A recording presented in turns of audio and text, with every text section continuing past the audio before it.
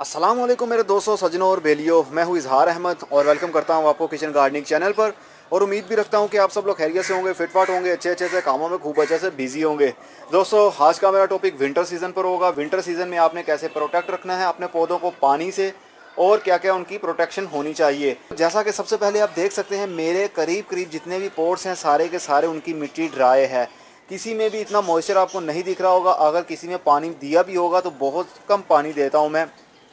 और अब तो वैसे भी सर्दी का सीज़न आने वाला है, तो अगर सर्दी के सीज़न में हम ज़्यादा पानी देंगे, ओवर वाटरिंग करेंगे, तो प्लांट्स की ग्रोथ रुक जाएगी, उसकी रूट्स गल जाएंगी प्लांट्स की, और देन वो मुरझाना शुरू हो जाएंगे।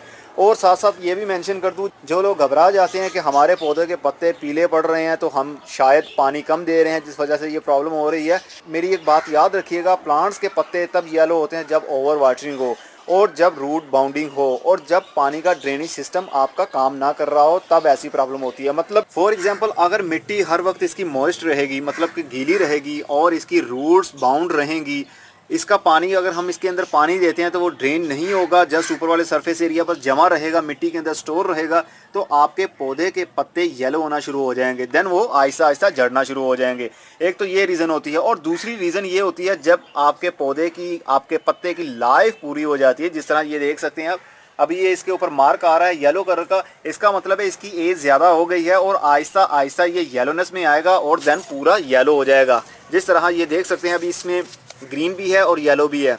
ये ओल्ड लीव हो गया है, पुराना पत्ता हो गया है, बूढ़ा हो गया है, और जब ये टोटल बूढ़ा हो जाएगा देन कुछ इस तरह का हो जाएगा, और देन उसके बाद ये झड़ जाएगा। एक तो ये रीज़न होती है। दो होती हैं रीज़न, एक ओवर वाटरिंग करने की वजह से, और एक नेचुरल जो होती है, अपनी लाइफ जब पूरी हो जाती है पत्ते की, देन वो ओल्ड हो जाता है और उसको न्यूट्रिएंट्स नहीं मिल पाते ब्रांच के थ्रू, तो वो जड़ जाता है पीला होकर, मतलब येलो होकर। तो उम्मीद करता हूँ आपको ये कॉन्सेप्ट क्लियर हो गया कि येलो पत्ते क्यों होते हैं। ओके दोस्तों, पानी बहुत कम दीजिएगा, नवंबर का महीना है और दिसंबर आने वाला है।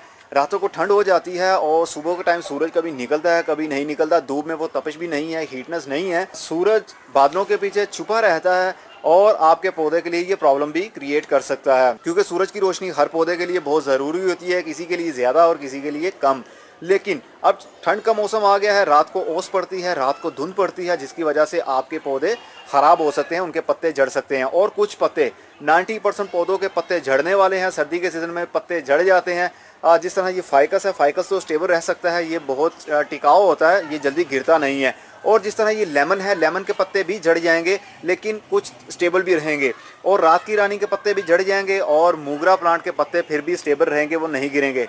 मनी प्लांट के पत्ते नहीं गिरते, ये गर्मी और सर्दी ये चलते ही रहते हैं। सर्दी के मौसम में ये अच्छे से ग्रोथ करता है, इसके पत्ते लार्ज साइज़ के हो जाते हैं क्योंकि हीट नहीं होती और इसको हीट बहुत बुरी लगती है। इसी तरह पत्थर चट्टा प्लांट है, पत्थर चट्टा के भी पत्ते जड़ नहीं सकते सर्दी की वजह से। कुछ प्लांट्स होते हैं जिनके पत्ते जड़ते हैं, और जिनको बहुत अच्छा लगता है सर्दी का मौसम, वो है गुलाब का पौधा। ये आपके गुलाब का देख सकते हैं, इसकी बड भी लग गया है और ये बहुत जल्द खिलने वाला है, और उम्मीद करता हूँ कि ये बहुत अच्छे से खिलेगा। और कुछ लोगों की शिकायत होती है कि उनके फूल लगते हैं लेकिन वो बहुत छोटे साइज़ के होते हैं। तो मेरे दोस्तों, छोटे साइज़ के फूल इसलिए लगते हैं क्योंकि गर्मी के सीज़न में लगते हैं।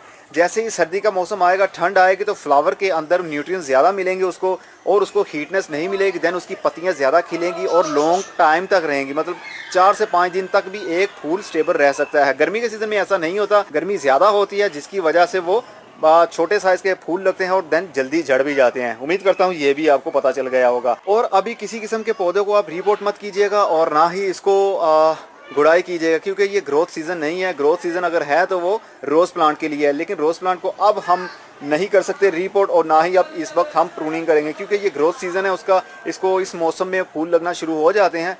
रोज़ प्लांट को आप फरवरी के महीने के बाद, जब गर्मियाँ स्टार्ट होना शुरू हो, तब आप प्रूनिंग इसकी कर सकते हैं, रिपोर्टिंग कर सकते हैं, लेकिन इस सीज़न में नहीं क्योंकि इनकी ग्रोथ का सीज़न है ये वाला।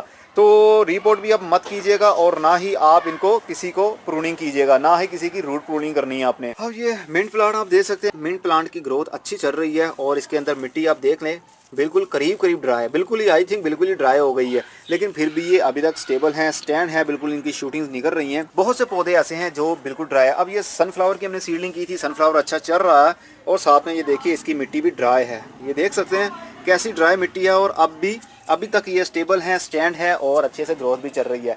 तो मैं आपको बताना ये चाहता हूँ, आप लोग पानी के ऊपर फोकस रखा करें। आप लोगों के मन में, आप लोगों के दिल में यही होता है माइंड में यही होता है, माइंडसेट आपका यही है कि पौधे को पानी की ज़रूरत होती है हर टाइम, लेकिन ऐसा नहीं है। अगर इंसानों की तरह ये भी ज़िंदा है, और अगर हम इंसान पानी ज़्यादा पीने लग जाएं तो हमारे किडनी में प्रॉब्लम हो सकती है, हमारे किडनी में पानी भर सकता है। इसलिए हमें एक लेवल रखना पड़ता है, एक सीक्वेंस रखना पड़ता है पानी पीने का। इसी तरह पौधों के लिए भी है। तो पौधों को अगर हम ज़्यादा ओवर वाटरिंग करेंगे तो प्रॉब्लम क्रिएट हो सकती है पौधों की रूट्स के लिए।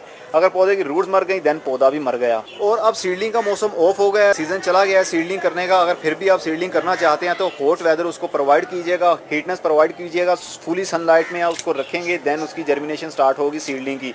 वैसे अब सर्दी के मौसम में सीडलिंग नहीं की जाती, लेकिन फिर भी अगर आप चाहते हैं, आपका शौक है, मेरी तरह आपका भी शौक है कि आप सीडलिंग करें हर मौसम में, तो आप कर सकते हैं, लेकिन मौसम के हिसाब से आपको चलना पड़ेगा। जैसे ही ज़्यादा सर्दी हो, रात के टाइम धुंध पड़ती है, तो आपकी सीडलिंग जो पड़ी हुई है, जिस तरह मैंने ये सीडलिंग की हुई है, तो रात को धुंध पड़ेगी, इसको मैं उठाऊंगा और इंडोर रख दूंगा, या इसको किसी पॉलीथीन से कवर कर दूंगा ताकि डायरेक्ट धुंध इसके ऊपर ना पड़े, क्योंकि जर्मिनेशन स्टार्ट नहीं हो पाएगी। और जैसे ही सूरज निकले तो आप फुली सूरज की धूप में इस सीडलिंग को रख सकते हैं, देन इनकी जर्मिनेशन जल्दी स्टार्ट होगी।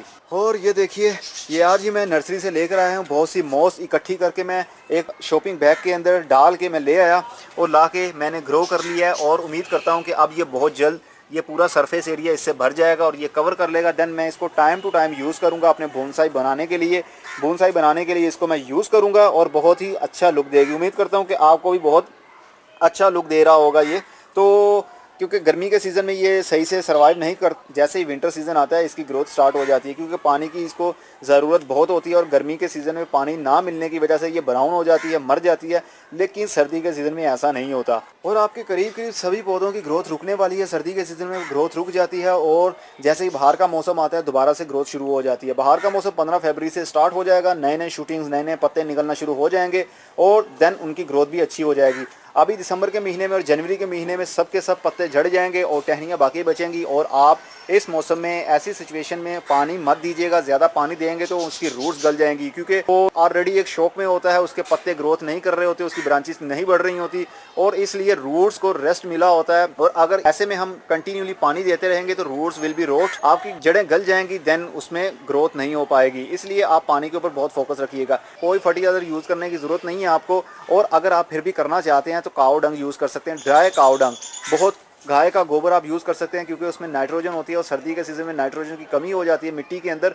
देन पौधों को अगर आप ऑफर करते रहेंगे तो उसकी रूट्स को नाइट्रोजन मिलती रहेगी और वो ग्रोथ करते रहेंगे।